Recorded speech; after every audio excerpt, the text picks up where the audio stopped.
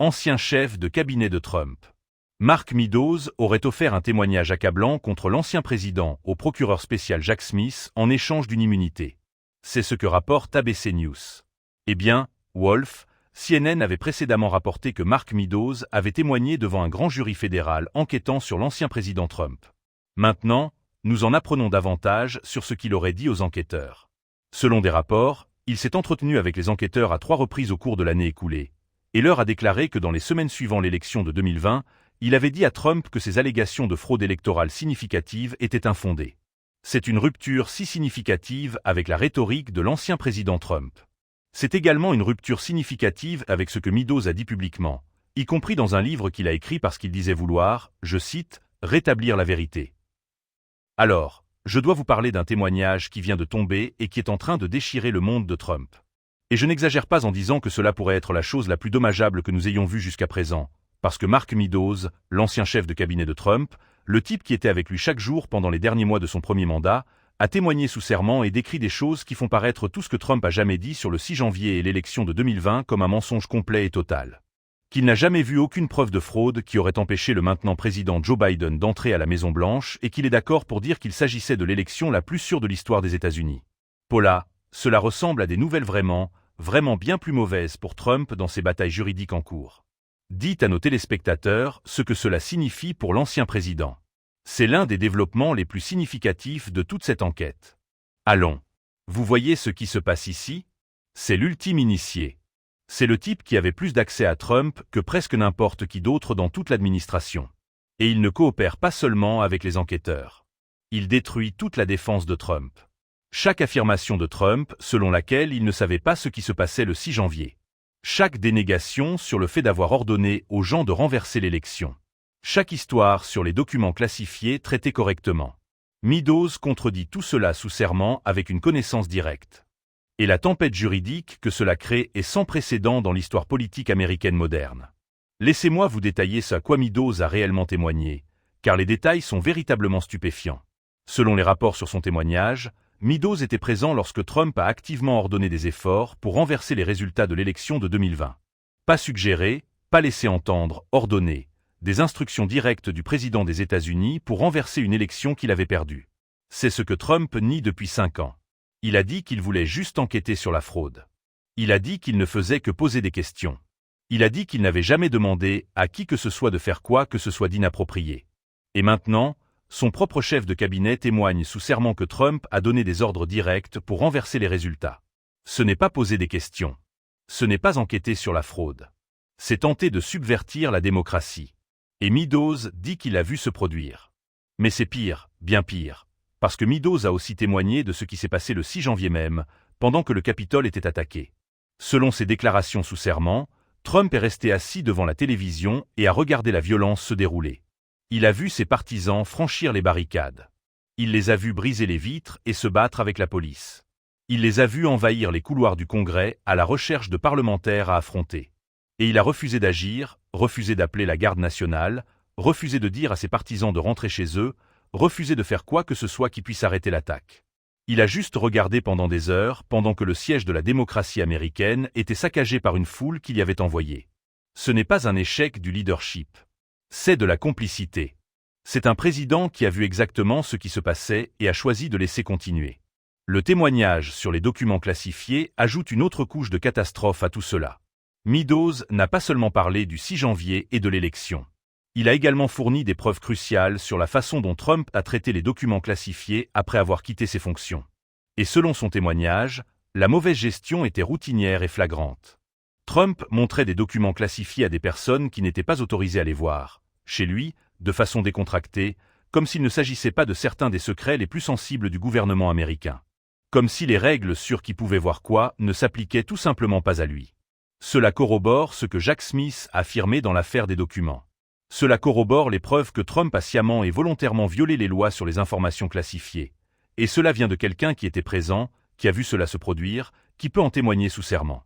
L'accord d'immunité qui a amené Meadows à ce point est significatif. Il a obtenu l'immunité de l'équipe du procureur spécial Jack Smith, ce qui signifie qu'il peut témoigner sans craindre que ses propres déclarations soient utilisées pour le poursuivre. C'est une concession majeure des procureurs. Ils n'accordent pas l'immunité à la légère. Ils ne le font que lorsqu'ils croient que le témoin a des informations si précieuses qu'il vaut la peine de le protéger des poursuites pour les obtenir. Le fait que Smith ait été prêt à accorder l'immunité à Meadows vous dit tout ce que vous devez savoir sur l'importance de son témoignage.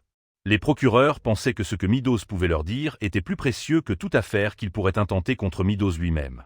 Et maintenant, nous voyons pourquoi. Le témoignage est dévastateur. Les détails sont explosifs. Et les conséquences juridiques pour Trump sont potentiellement catastrophiques. Le timing de tout cela ne pourrait pas être pire pour Trump. Il fait déjà face à des cotes d'approbation au plus bas. Il fait déjà face au désastre des fichiers Epstein. Il fait déjà face à des sénateurs républicains qui quittent l'hémicycle en signe de protestation. Il fait déjà face à des tribunaux qui statuent contre lui dans une affaire après l'autre. Tout son second mandat a été défini par des crises, des scandales et des problèmes juridiques. Et maintenant, en plein milieu de tout cela, son ancien chef de cabinet fournit un témoignage sous serment qui sape chaque défense que Trump a jamais offerte, qui expose sa conduite le 6 janvier, qui confirme la mauvaise gestion des documents classifiés, qui brosse le portrait d'un président qui a tenté de voler une élection et qui a ensuite regardé avec approbation ses partisans attaquer le Capitole. Donc, dans cette vidéo, je vais analyser exactement ce à quoi Meadows a témoigné, ce que cela signifie pour l'exposition juridique de Trump, pourquoi ce témoignage est si différent de tout ce que nous avons vu auparavant, et quelles pourraient être les conséquences alors que de multiples enquêtes utilisent les mots de Meadows pour construire leur dossier. Parce que ce n'est pas juste un autre cycle d'actualité. C'est potentiellement la preuve qui tiendra enfin Trump responsable de tout ce qu'il a fait, et tout le monde a besoin de comprendre ce qui est en jeu. D'accord. Creusons donc le fond de ce que Mark Meadows a réellement dit, car les gros titres ne rendent pas pleinement compte du poids de ce témoignage. Nous avons affaire à des déclarations sous serment de la personne la plus proche de Trump pendant les moments les plus importants et les plus controversés de sa présidence. Meadows ne regardait pas de l'extérieur. Il ne se reposait pas sur des informations de seconde main. Il était dans la pièce. Il était sur les appels. Il était présent lors des réunions où les décisions étaient prises et les ordres donnés. Et maintenant, toute cette connaissance directe fait partie du dossier officiel, disponible pour les procureurs et les enquêteurs qui construisent des affaires contre l'ancien et actuel président des États-Unis. La tempête juridique que cela crée est justifiée par la gravité de ce que Meadows a décrit. Permettez-moi de commencer par le témoignage sur le renversement de l'élection, car cela va au cœur des accusations les plus graves contre Trump. Selon les déclarations sous serment de Meadows, il était présent lorsque Trump a activement ordonné des efforts pour renverser les résultats de l'élection de 2020. Pas accepter passivement des suggestions d'autres, pas demander à des subordonnés d'examiner des options. Ordonner, diriger, commander. Le président des États-Unis, sachant qu'il avait perdu l'élection, a donné des instructions explicites à son équipe pour trouver des moyens de rester au pouvoir. C'est ce que les défenseurs de la démocratie dénoncent depuis des années. C'est ce que la commission du 6 janvier a documenté à travers témoin après témoin. Et maintenant, le chef de cabinet lui-même l'a confirmé sous serment. Pensez à ce que cela signifie juridiquement. La défense de Trump sur les accusations d'ingérence électorale a toujours reposé sur l'affirmation qu'il croyait sincèrement que l'élection avait été volée, qu'il agissait de bonne foi pour protéger la démocratie, pas pour la subvertir. Que ses efforts pour contester les résultats étaient des exercices légitimes de ses droits en tant que candidat. Mais si Meadows témoigne que Trump a ordonné des efforts pour renverser des résultats qu'il savait exacts. Si Trump dirigeait des gens pour changer des résultats qu'il comprenait comme légitimes, alors la défense de bonne foi s'effondre. On ne peut pas prétendre protéger la démocratie quand on sait qu'on a perdu et qu'on ordonne aux gens d'ignorer cette réalité malgré tout. Le témoignage de Meadows établit l'élément de connaissance et de volonté dont les procureurs ont besoin pour prouver l'intention criminelle. Le témoignage sur le 6 janvier est tout aussi dévastateur car il aborde la question la plus accablante de ce jour. Que faisait Trump pendant que le Capitole était attaqué ? Nous en avons entendu des bribes auparavant. Nous avons eu des témoins décrivant la réticence de Trump à rappeler la foule. Nous avons eu des témoignages sur des collaborateurs le suppliant de faire quelque chose. Mais Meadows était sur place. Il était dans la pièce avec Trump alors que la violence se déroulait à la télévision. Et selon son témoignage, Trump a tout regardé se produire et a refusé d'agir. Il a vu ses partisans envahir le bâtiment. Il a vu la violence contre les policiers. Il a vu la certification des votes électoraux interrompus et il a choisi de ne rien faire. Le refus d'agir est crucial pour établir ce que Trump voulait qui se passe ce jour-là. S'il avait immédiatement appelé au calme, s'il avait dit à ses partisans de rentrer chez eux, s'il avait déployé toutes les ressources disponibles pour arrêter l'attaque, on pourrait argumenter qu'il n'avait jamais voulu que les choses deviennent violentes. Mais quand on reste assis à regarder pendant des heures sans intervenir, quand on résiste aux appels de son propre personnel à faire une déclaration, quand on laisse le chaos continuer pendant que la certification est stoppée, cela en dit long sur son état d'esprit. Cela dit que peut-être que la violence servait ses desseins, que peut-être il voulait que la certification soit perturbée, que peut-être l'attaque faisait exactement ce qu'il espérait qu'elle fasse. Le témoignage de Meadows sur Trump regardant l'attaque se déroulait contredit directement des années d'affirmation de Trump et de ses alliés. Ils ont dit qu'ils ne savaient pas à quel point la situation devenait grave. Ils ont dit qu'on lui conseillait que la situation était sous contrôle. Ils ont dit qu'il a agi aussi vite qu'il a pu une fois qu'il a compris la gravité. Mais Meadows, qui était là, dit qu'aucune de ces choses n'est vraie. Trump a vu ce qui se passait. Il a compris la gravité et il a choisi de laisser continuer. Ce n'est pas un échec de communication ou un manque d'information. C'est une décision délibérée, un choix, et c'est exactement le genre de choix qui établit la responsabilité pénale pour les événements de ce jour. Le témoignage sur les documents classifiés ajoute une autre dimension à la catastrophe juridique à laquelle Trump est confronté. Selon Meadows, Trump a régulièrement mal géré des documents classifiés après avoir quitté ses fonctions. Il les a montrés à des personnes qui n'étaient pas autorisées à les voir. Il les traitait de façon décontractée, comme si les règles strictes sur les informations classifiées ne s'appliquaient pas à lui. Cela corrobore directement ce que Jack Smith a allégué dans l'affaire des documents. Cela confirme que Trump savait qu'il avait des documents classifiés. Cela confirme qu'il comprenait les restrictions sur qui pouvait les voir. Et cela confirme qu'il a violé ces restrictions malgré tout, à plusieurs reprises, sans se soucier apparemment des implications pour la sécurité nationale. Le détail sur le fait de montrer des documents classifiés à des personnes non autorisées à sa résidence est particulièrement significatif. Il ne s'agit pas d'avoir accidentellement ramené des papiers à la maison. Il ne s'agit pas d'une erreur de classement ou d'un malentendu sur ce qui était classifié ou non. Il s'agit de partager délibérément les secrets de la nation avec des personnes qui n'avaient pas le droit de les voir. Qui sait qui étaient ces personnes? Qui sait ce qu'ils ont fait de l'information? Qui sait si elle est tombée entre des mains hostiles? Le mépris décontracté de Trump pour les règles de classification a créé exactement le genre de risque pour la sécurité nationale que le système de classification est conçu pour prévenir. Et Meadows a vu cela se produire, peut en témoigner, en témoigne. L'accord d'immunité accordé à Meadows mérite un examen attentif car il vous indique comment les procureurs voient son importance. Les procureurs fédéraux n'accordent pas l'immunité aux témoins facilement. Il y a un coût. On laisse potentiellement quelqu'un qui a commis des crimes partir libre en échange de son témoignage. On ne paie ce coût que lorsqu'on croit que le témoignage est plus précieux que les poursuites auxquelles on renonce. Et dans le cas de Meadows, l'équipe de Jack Smith a clairement conclu que son témoignage valait le prix. Il croit que ce que Meadows pouvait leur dire sur Trump était si important, si central pour les affaires qu'il construisait, qu'ils étaient prêts à le protéger des poursuites pour l'obtenir. Ce calcul a du sens quand on considère la position unique de Meadows. Il y avait très peu de gens qui avaient son niveau d'accès à Trump pendant les périodes concernées. Très peu de gens qui étaient dans la pièce pour les réunions et appels téléphoniques critiques. Très peu de gens qui pouvaient fournir un témoignage direct sur ce que Trump a ordonné, ce que Trump savait et ce que Trump a refusé de faire. Meadows était l'un de ces rares gens, et une fois qu'il a accepté de coopérer, une fois qu'il a accepté de tout dire au procureur, il est devenu le témoin le plus précieux dans toutes les enquêtes sur Trump.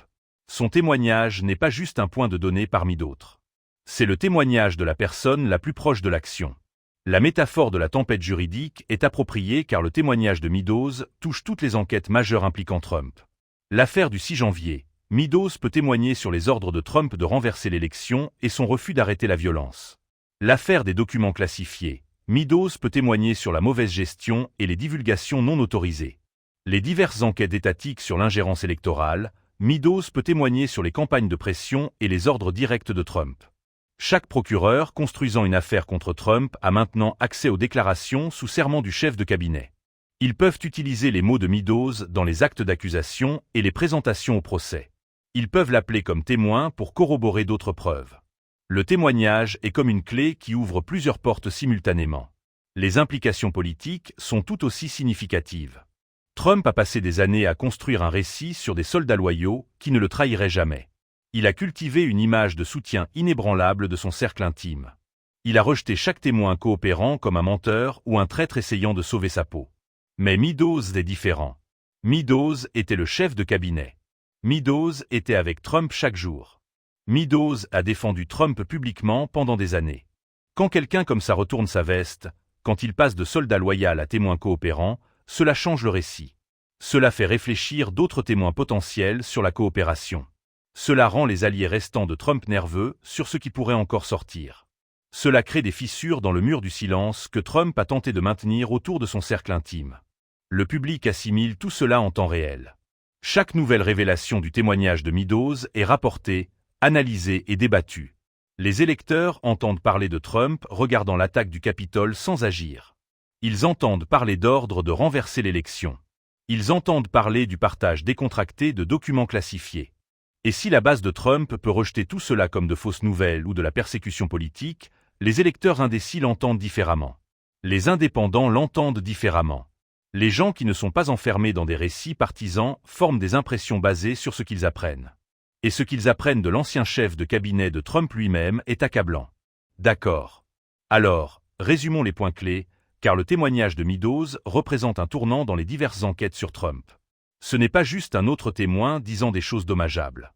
C'est le chef de cabinet, l'ultime initié, fournissant un témoignage sous serment qui confirme les pires accusations contre le président. Permettez-moi de vous guider à travers les principaux points et ce qu'ils signifient pour l'exposition juridique et l'avenir politique de Trump. Premier point clé. Le témoignage de Meadows établit que Trump a donné des ordres directs pour renverser l'élection. C'est la preuve irréfutable que les procureurs cherchaient.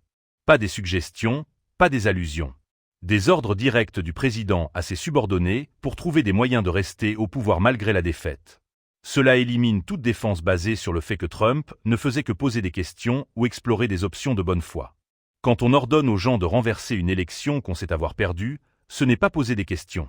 C'est tenter de subvertir la démocratie. Et Meadows dit qu'il était dans la pièce quand c'est arrivé. C'est un témoignage direct sur l'intention criminelle de quelqu'un qui ne peut pas être rejeté comme une figure périphérique ou un ennemi politique. Deuxième point clé. Le témoignage sur le 6 janvier montre que Trump a choisi de laisser la violence continuer. Selon Meadows, Trump a regardé l'attaque se dérouler à la télévision et a refusé d'agir. Il a vu la violence. Il a compris ce qui se passait et il a choisi de ne rien faire pendant des heures pendant que le Capitole était saccagé. Cela va directement à l'état d'esprit de Trump ce jour-là. Cela suggère que la violence servait ses desseins. Cela suggère qu'il voulait que la certification soit perturbée. Cela suggère une complicité dans ce qui s'est passé, pas seulement un échec du leadership. Pour les procureurs essayant d'établir que Trump est responsable du 6 janvier, ce témoignage est exactement ce dont ils ont besoin. Troisième point clé. Le témoignage sur les documents classifiés corrobore l'affaire de Jack Smith. Smith a allégué que Trump a volontairement conservé des documents classifiés et les a montrés à des personnes non autorisées. Meadows confirme que c'est arrivé. Il fournit un témoignage direct que Trump a mal géré des documents classifiés de façon routinière et décontractée. Il les a partagés avec des personnes qui n'avaient pas l'autorisation de les voir. Il a traité les informations de sécurité nationale comme si les règles ne s'appliquaient pas à lui. Ce genre de corroboration d'un témoin initié renforce considérablement le dossier de l'accusation. Ce ne sont pas seulement les enquêteurs qui disent que Trump a mal géré des documents.